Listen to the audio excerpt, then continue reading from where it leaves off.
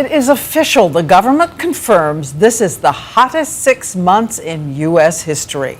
More than 24,000 heat records broken already this year. And as the heat takes a brief break in parts of the country tonight, storms are sweeping in, toppling buildings. Our extreme weather team out in force, and ABC's David Curley starts us off. David. In this Texas baseball stadium and across the country, the historic heat wave went out with a boom. A boom of lightning. The Twins and the Rangers battling each other, and the weather here sending players running not for the ball but for cover. Watch it again.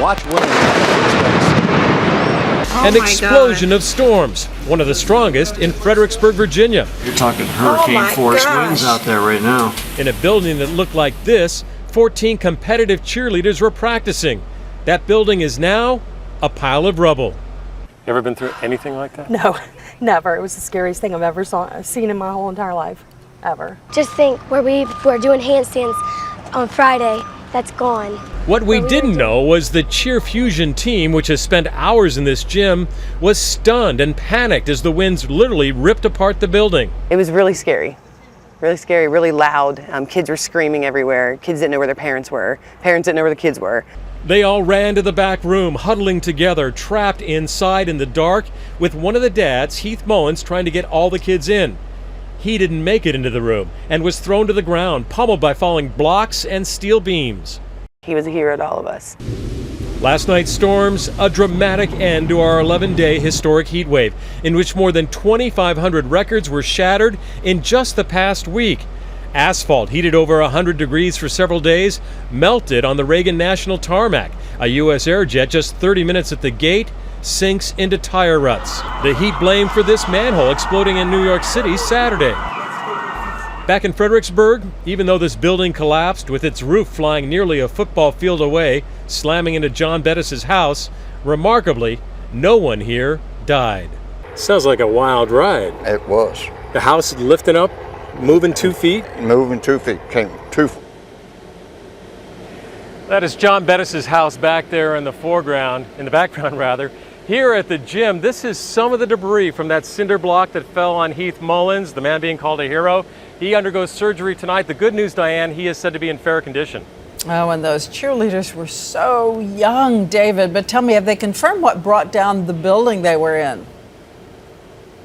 You know, we just heard from the Weather Service a little while ago. It was not a tornado, Diane. It was a microburst, which is a very localized downward force of wind during a thunderstorm. They say the winds here 80 miles an hour. Ooh, so even a storm where you don't see a tornado can bring your house down.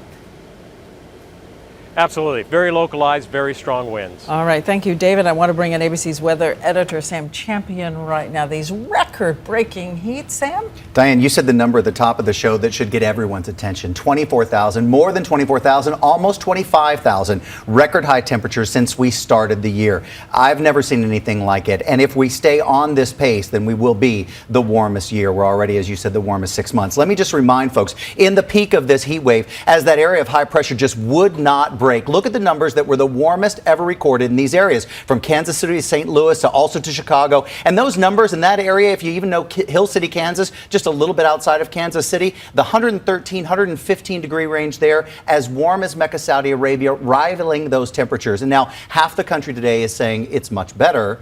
Half the country So is. we're rivaling Saudi Arabia. With our highs of last week, with these temperatures. Absolutely. Now, we said it earlier, it's a brief break. How brief? Well, I think it's more, maybe a week, maybe two. But if we look at what happened now is this pooling of cool air finally made its drop into the middle of the country. And that means from the Great Lakes all the way to the Mid-South, it will drop those temperatures even in the Northeast. In some cases, Washington, D.C. about 25 degrees cooler. But that warm air that's pooling and wading into the west will make its return across the country. We are not out of summer yet. And some of the long-range forecasts, Diane, have us being in two zones, much above normal all the way through August, probably making more records again.